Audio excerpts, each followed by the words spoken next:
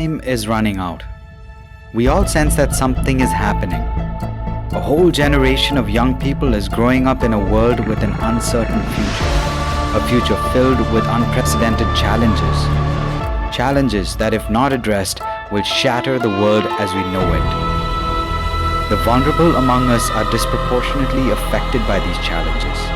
We are currently witnessing the largest wave of refugees in our recent history. These people are forced to leave their homes, desperate to find safety in an increasingly hostile environment. The largest wave of refugees in a recent history? That may surprise you. But what will surprise you more when you know that a small country like Jordan has the second highest percentage of refugees per capita in the world.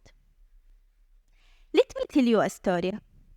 In 2010, my mother took me to study in one of the refugee camps as she is working as a school principal there. And of course, she took me to the purpose of studying, but she did not know that this will totally change my life. Can you imagine with me this camp? It's not like a settlement with a few huts, but rather it became a city. But still, until now, it gives feeling of a temporary space to live. But it's not. People are living there from many, many years.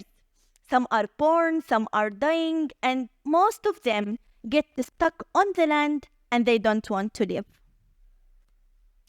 My refugee friends were happy to talk to me. They started to share with me their stories. Stories of struggling and hope, of suffering and recovery. And story after story, I developed a strong interest in the fate of refugees. That's also because my grandparents' roots are from Palestine. At the age of 16, I felt lost. But compared to what my refugee friends felt, in fact, it was nothing. But even so, they are still optimistic, ambitious, and full of hope. That inspired me to write a novel about them, The 15th Night. The novel became quite popular, and United Nations gave me an honorary title as the youngest representative of refugee affairs in Jordan, which has allowed me to visit most of the camps in my home country. But here, I was totally surprised.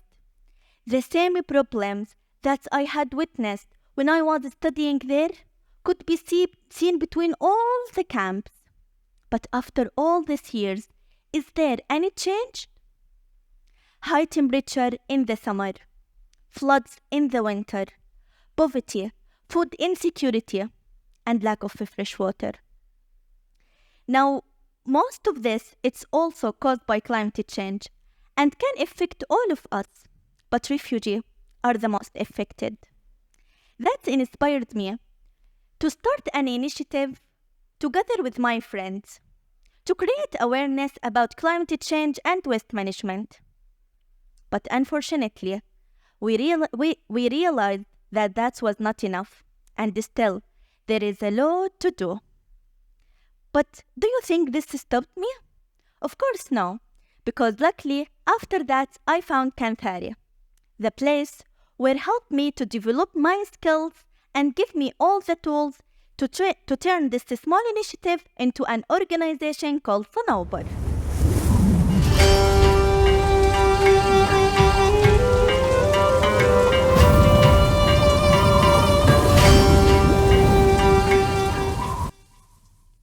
Sanaubar, which means pine tree.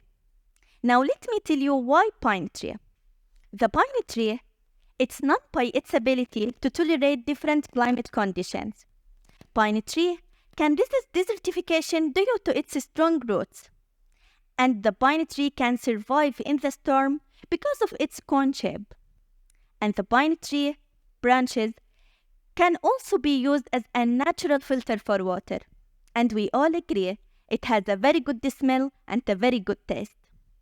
In Sanaubar, we envision a green camps that are known by their ability to preventative measure capable of withstanding natural disasters.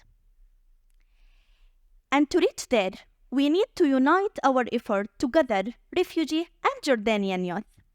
But let me tell you also that the pine tree, it's not just a name for us. It's also a symbol behind all our action. Let me show you how. The roots. The roots will represent in our organization the water management projects. Here, we will dig ditches, we will implement a water filtration system by using local resources, and we will make a small water ponds. The needles. The needles will represent the food security projects. And here, we will encourage the families to start their own small farm. Now maybe you are wondering from where we will find the space for that. We found a solution. We will encourage them to start the rooftop farming, kitchen garden, and vertical garden. The fruits. The fruits will represent the seed bank. And here, we want the refugee to revive all the seeds that they already consumed by building a sustainable environment in the school and in the gardens in the camp. That will not be everything. Also, after all these plants, vegetables, and fruits start to grow up, we will help them to sell this product and to make an additional source of income for them. For that, we will start a website to sell all these products, and that can help them in their daily life. Also, we will offer for them a workshop about climate change, risk management, and waste management. And in the Climate Change Youth Club, here Jordanian youth and refugee can sit together, exchange ideas, find solutions, and talk in general about climate resilience. After going through all this journey, our participants, they will be ready to be an ambassador for change. They will start to spread the necessary knowledge between their students and their community. Now, can you imagine with me again this camp? This camp, which was giving feeling of a temporary space to live, it's become a beautiful green village, a home for generation to feel welcome. Let's turn the stories of the refugee into a driving force for change. We have a future waiting for us. We have a planet to save. Our planet needs us to work and to unite together. Human and nature can coexist, but only if we are careful with our resources. Let's not dream about a better future. Let's build it. Thank you.